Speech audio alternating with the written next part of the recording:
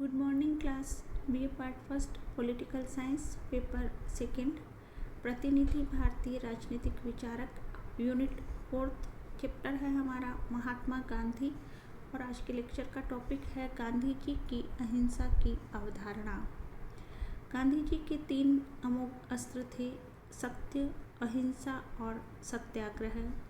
सामाजिक, राजनीतिक और आर्थिक प्रत्येक क्षेत्र में गांधी जी ने इन साधनों का प्रयोग किया। गांधी जी ने अहिंसा को मानव का प्राकृतिक गुण माना। गांधी जी का विचार था कि अहिंसा के आधार पर ही एक व्यवस्थित समाज की स्थापना संभव है।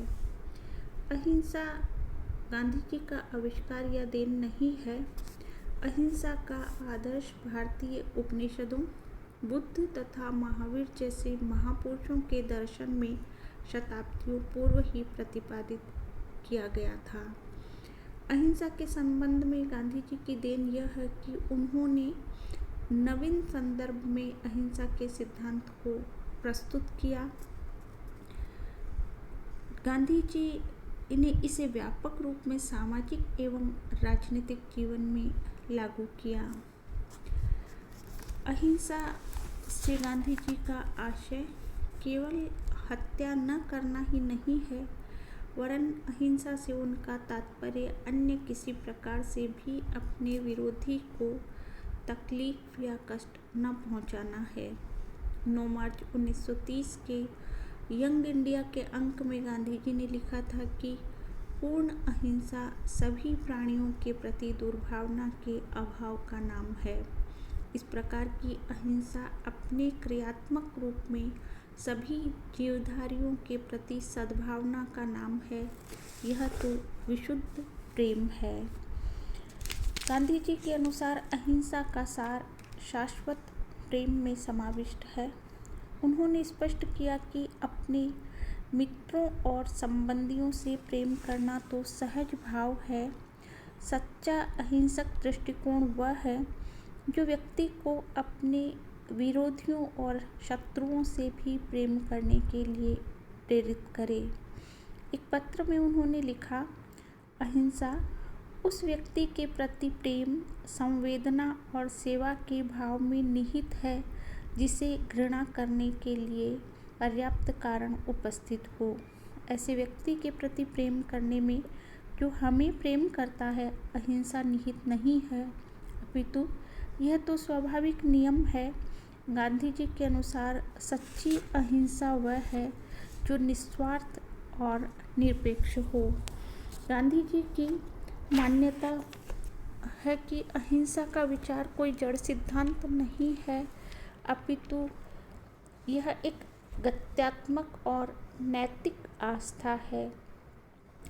अतः विशिष्ट परिस्थितियों में अहिंसा का नियम किसी को न मारने के स्थूल विचार की अपेक्षा दूसरों के प्रति निस्वार्थ प्रेम और उन्हें पीड़ा व कष्ट से मुक्त करने की शुद्ध व निर्मल प्रेरणा से निर्दिष्ट होता है। गांधी जी के अहिंसा में कायरता के लिए कोई स्थान नहीं है। उन्होंने स्पष्ट किया कि अहिंसा एक ऐसा अस्त्र है जिसका प्रयोग केवल बहादुरों द्वारा ही किया जा सकता है। उनका दृढ़ विश्वास था कि भय और अहिंसा एक दूसरे के बिल्कुल विपरीत प्रवृत्तियां हैं। जब तक व्यक्ति पूरी तरह निर्भीक नहीं होगा, वह सर्वोच्च मानवीय सद्गुण के रूप में अहिंसा की प्रभावकारी शक्ति को आत्मसात ही नहीं कर सकता। गांधी जी ने कहा, अहिंसा सर्वोच्च सद्गुण है, कायरता निकृष्टतम दुर्गुण। अहिंसा में कष्ट सहने की तत्परता है, कायरता में कष्ट पहुंचाने की प्रवृत्ति है। पूर्ण अहिंसा सर्वोच्च शौर्य है।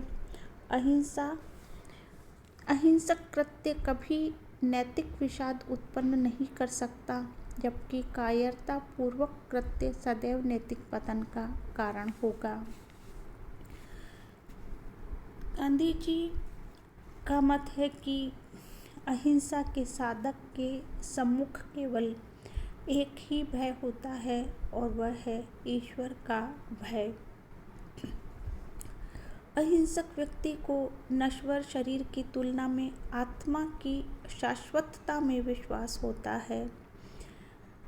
गांधी जी ने कहा, आत्मा की शाश्वतता में विश्वास हो जाने मात्र से वह अपने नश्वर शरीर का मोह छोड़ देता है और वह इस सत्य को जान लेता है कि हिंसा के द्वारा बाह्य, नश्वर और स्थूल चीज़ों की ही सुरक्षा की जा सकती है, जबकि अहिंसा के द्वारा आत्मा और आत्मसम्मान की रक्षा की जा सकती है। अब हम देखते हैं अहिंसा के प्रकार। गांधीवादी चिंतन में अहिंसा के जिन प्रकारों का उल्लेख किया गया है वो इस प्रकार है। पहला है निरपेक्ष अहिंसा एवं सापेक्ष अहिंसा। निरपेक्ष अहिंसा हिंसा के पूर्ण अभाव तथा समस्त जड़, चेतन व दृश्य अदृश्य सृष्टि के प्रति पूर्ण प्रेम की अवस्था है। यह अहिंसा का पूर्ण विकसित रूप है। वस्तुतः निरपेक्ष अहिंसा ईश्वर का ही लक्षण एवं रूप है और इसलिए इसका पालन भी ईश्वर द्वारा ही संभव है। मानव द्वारा केवल सापेक्ष अहिंसा का पालन ही संभव है। सापेक्ष अहिंसा देश, काल एवं स्थिति के प्रसंग में मानव द्वारा अपनाने योग्य व्यवहारिक अहिंसा है। इस प्रकार की अहिंसा में यह भाव निहित है कि मानव अपने अथवा समाज के अस्तित्व की रक्षा की दृष्टि से हिंसा करने को मजबूर हो सकता है। गांधी जी ने माना कि जीवन के लिए किसी न किसी मात्रा में हिंसा आवश्यक है, किंतु हमें न्यूनतम हिंसा का मार्ग ही अपनाना चाहिए। सापेक्ष अहिंसा की धारणा के अनुसार मनुष्य जीवित रहने के लिए न्यूनतम हिंसा से छुटकारा नहीं पा सकता है, क्योंकि ऐसी हिंसा जीवन के अस्तित्व की पूर्व शर्त है। मनुष्य के लिए सापेक्ष अहिंसा एक संभव व व्यवहारिक आदर्श है और यदि कोई व्यक्ति न्यूनतम हिंसा की मर्यादा का पालन करते हुए जीवन व्यतीत करता है तो ये माना जाना चाहिए कि वह अहिंसा व्रत का पूर्ण पालन कर रहा है। सेकंड है नकारात्मक अहिंसा एवं सकारात्मक अहिंसा। नकारात्मक अहिंसा के अन्य जो नाम है वो है निषेधात्मक अहिंसा, अभावात्मक अहिंसा अथवा निष्क्रिय अहिंसा। नकारात्मक अहिंसा सिद्धांत रूप में निरपेक्ष अहिंसा के समान हिंसा के पूर्ण निषेध में विश्वास करती है, परंतु व्यवहार में यह सापेक्ष अहिंसा की तरह जीवन की रक्षा के लिए न्यूनतम हिंसा की मजबूरी को भी स्वीकार करती है। यहाँ ये ध्यान देने योग्य है कि सापेक्ष अहिंसा की तुलना में नकारात्मक अहिंसा में न्यूनतम हिंसा के सिद्धांत का अधिक कठोरता से पालन किया जाता है। सेकंड है सकारात्मक अहिंसा, जिसके अन्य नाम है भावात्मक अहिंसा, विधेयात्मक अहिंसा अथवा सक्रिय अहिंसा। सकारात्मक अहिंसा का मूल लक्षण प्राणी मात्र के प्रति सक्रिय प्रेम की भावना है। इसका अर्थ है अपने से भी अधिक दूसरों को प्रेम करना, यहाँ तक कि अपने जो घोर विरोधी हैं या शत्रु हैं उनके प्रति भी ऐसा ही भाव रखना व आचरण करना, उनके प्रति भी कोई तरह की दुर्भावना का नहीं होना। गांधी जी का कथन है कि वास्तविक प्रेम उन व्यक्तियों से प्रेम करना है जो तुम्हें घृणा करते हों, अपने उस पड़ोसी से प्रेम करना जिस पर भले ही तुम्हें विश्वास नहीं हो। इस प्रकार गांधी जी ने सकारात्मक अहिंसा को प्रेम की पराकाष्ठा माना। थर्ड है प्रयोगकर्ताओं के प्रसंग में अहिंसा के प्रकार। गांधी जी के अनुसार किसी व्यक्ति के अहिंसक आचरण की प्रकृति उसके आत्मबल और निर्भीकता की मात्रा के अनुपात में निश्चित होती है। इस तथ्य को ध्यान में रखते हुए गांधी जी ने अहिंसा की 3 अवस्थाएं बताई है। नंबर 1, जागृत व्यक्तियों की अहिंसा। पूर्ण सात्विक प्रकृति के व्यक्ति मन, वाणी एवं कर्म से अहिंसा के जिस रूप को अपनाते हैं उसे जागृत अहिंसा कहा जाता है। जागृत अहिंसा का पालन आध्यात्मिक दृष्टि से पूर्ण जागृत ऐसे व्यक्तियों द्वारा ही संभव है जिनका सृष्टि की आध्यात्मिक एवं नैतिक एकता में पूर्ण विश्वास हो।